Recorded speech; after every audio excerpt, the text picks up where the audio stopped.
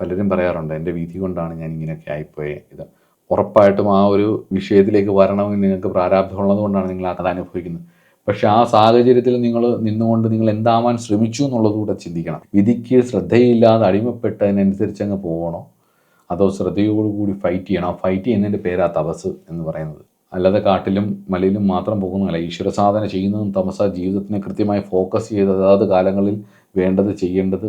വീക്ക്നെസ്സുകൾ വരുമ്പോൾ ആ വീക്ക്നെസ്സിനെ തളർത്തുകയാണെങ്കിൽ, എന്നെ പുറമോട്ട് കൊണ്ടുപോവുകയാണെങ്കിൽ അതിനെ മറികടന്ന് മുന്നോട്ട് പോകുന്നതിൻ്റെ പേരും തപസ്സെന്നാണ്. അപ്പോൾ കിട്ടിയ സുഹൃത്തുക്കളെ വേണം നശിപ്പിച്ച് കളയാം. ഒരുപാട് ഐഡിയ ഉള്ളവരുണ്ട്, പക്ഷെ എക്സിക്യൂട്ട് ചെയ്യാതെ എത്രയോ പേരുണ്ട്.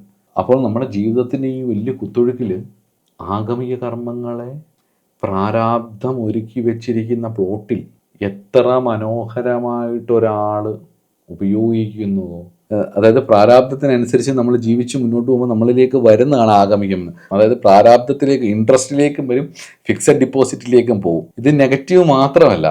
നിങ്ങൾ നല്ല രീതിയിൽ ജീവിക്കുകയാണെങ്കിൽ ഈ വരുന്നത് പ്രാരാബ്ധത്തിലുള്ളത് കുറയ്ക്കുകയും ചെയ്യും, ഫിക്സഡ് ഡിപ്പോസിറ്റിലുള്ളത് കുറയ്ക്കുകയും ചെയ്യും. അതും അടിച്ചു കളയും. ഉള്ളതിനെയും ക്ഷയിപ്പിച്ച് ബാക്കിലുള്ളതിനെയും ക്ഷയിപ്പിച്ച് കളയുന്നവരെ വിളിക്കുന്ന പേരെന്തോന്നറിയോ? മുനിമാർ, ഋഷിമാർ, യോഗിമാർ, ഉത്തമ സാധകർ, തപസ്വികൾ എന്നൊക്കെയാണ്.